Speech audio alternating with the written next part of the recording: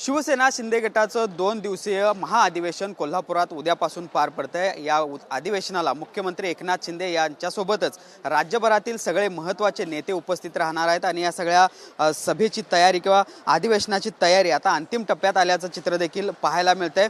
या एकूणच अधिवेशनाची जबाबदारी ज्यांच्यावर देण्यात आलेली होती ते राजेश क्षीरसागर राज्य नियोजन मंडळाचे अध्यक्ष आपल्यासोबत आहेत। बोलूयात। खरं तर पश्चिम महाराष्ट्राचे प्रमुख म्हणून तुमच्याकडे ही जबाबदारी देण्यात आलेली होती। काय नेमकं नियोजन आहे, कशा पद्धतीनं हे 2 दिवसीय अधिवेशन आहे? कोल्हापूर जिल्ह्यातील तमाम पदाधिकाऱ्यांनी शिवसैनिक राष्ट्रातून येणाऱ्या शिवसेनेचे पदाधिकारी लोकप्रतिनिधींची आतुरतेने वाट पाहत आहेत। गेल्या महिन्याभरामध्ये अधिवेशन असेल, सन्माननीय मुख्यमंत्री महोदयांची सभा असेल, ही योग्य आणि चोखपणे अत्यंत भव्य व्हावी यासाठी संपूर्ण जिल्हा प्रमुख आणि सर्व पदाधिकारी या ठिकाणी तयारी करत आहेत। राष्ट्रातून येणारे शिवसेनेचे सर्व नेते, उपनेते, मंत्री महोदय, खासदार, आमदार, जिल्हा प्रमुखांपासूनचे असणारे सर्व पदाधिकारी यांचे स्वागत करण्यासाठी कोल्हापूर जिल्ह्यातील तमाम शिवसैनिक संपूर्ण तयारीनिशी उत्सुक आहेत। खरं तर आगामी लोकसभा निवडणुका पुढे आहेत, विधानसभेच्या देखील निवडणुका आहेत आणि त्यानंतर पहिलंच अधिवेशन अशा पद्धतीने होते। शक्ती प्रदर्शनाचा प्रयत्न असेल शिवसेनेचा? मला वाटतं शिवसेनेच्या इतिहासामध्ये शिर्डीला अधिवेशन झालं होतं, महाबळेश्वरला अधिवेशन झालं होतं, आणखीन कुठं झालं होतं, पण शिवसेनेच्या इतिहासामध्ये सन्माननीय मुख्य नेते राज्याचे मुख्यमंत्री एकनाथजी शिंदे यांच्या नेतृत्वाखाली अशा प्रकारचं शिस्तबद्ध आणि भव्य अधिवेशन शिवसेनेच्या इतिहासामध्ये पहिल्यांदा होत आहे। आणि खऱ्या अर्थानं सुरुवातीला विरोधी नेते, विरोधी पक्ष आमच्या विरोधात टीका करत असताना सन्माननीय मुख्यमंत्र्यांनी दाखवून दिलेला आहे की महाराष्ट्राचा विकास कसा केला पाहिजे।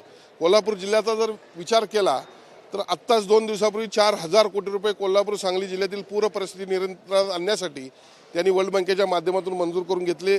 यासह हजारो कोटीचा निधी या दोन्ही जिल्ह्यांना दिलेला आहे आणि त्यामुळे येणाऱ्या निवडणुकांच्या पेक्षा निवडणुकींना शिस्तबद्ध पद्धतीनं सामोरं जावं यासाठी या ठिकाणी पदाधिकाऱ्यांना निश्चितपणे या अधिवेशनामध्ये माहिती देण्यात येईल। आणि त्याचबरोबर आज जनतेनं ठरवलेलं आहे, मतदारांनी ठरवलेलं आहे की येणाऱ्या निवडणुकांमध्ये शिवसेनेचे जे काही उमेदवार असतील ते सर्व निवडून द्यायचे आहेत, लोकसभेला असतील, विधानसभेला असतील।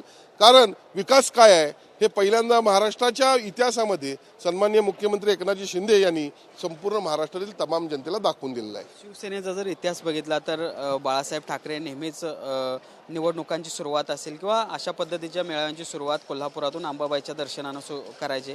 कोल्हापुरात देखील तुम्ही सगळे पदाधिकारी अंबाबाईचं दर्शन घेत आहे, कुठेतरी कृतिशील पाऊल आहे म्हणायचे।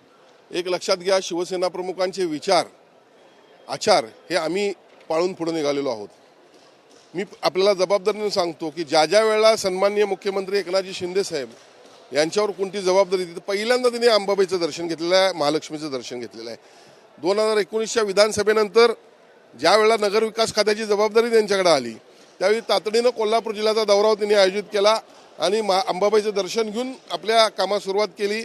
अगदी त्याच पद्धतीनं ज्या वेळेला ते मुख्यमंत्री झाले त्यावेळी देखील पहिला दौरा त्यांचा कोल्हापूरचा होता आणि त्यानंतर कोल्हापूरमध्ये कोल्हापूर नगरी 3.5 शक्तिपीठापैकी एक अंबाबाई मंदिर, अंबाबाईचा आशीर्वाद घेऊन त्यांनी या ठिकाणी शासन आपल्या दरबारी हा कार्यक्रम आयोजित केला। राज्यामध्ये सगळ्यात मोठा यशस्वी कार्यक्रम हा झाला। जवळपास 1.5 लाख एकावेळी लोकांना त्या ठिकाणी शासनाच्या माध्यमातून न्याय दिला गेला।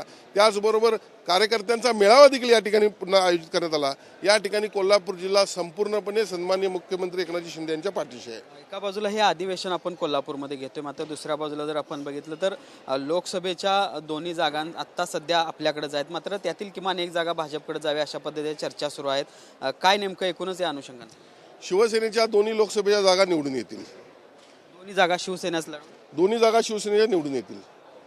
तर पहिला आपण हे होते राज्य नियोजन मंडळाचे अध्यक्ष राजेश क्षीरसागर, ज्यांच्यावर या एकूणच 2 दिवसीय अधिवेशनाची संपूर्ण जबाबदारी आहे ती देण्यात आली आहे। खरं तर ज्या पद्धतीने हे सगळं नियोजन करण्यात आलेलं आहे ते पाहता हे अधिवेशन यशस्वी होईल अशा पद्धतीचा विश्वास देखील त्यांनी या निमित्तानं व्यक्त केला आहे। Journalist Sunil Katkar, Bhushan Patil, TV9 Marathi, Kolhapur.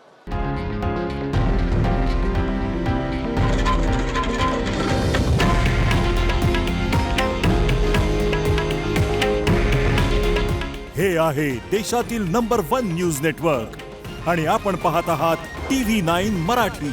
काळजी तुमची, हित महाराष्ट्राचं।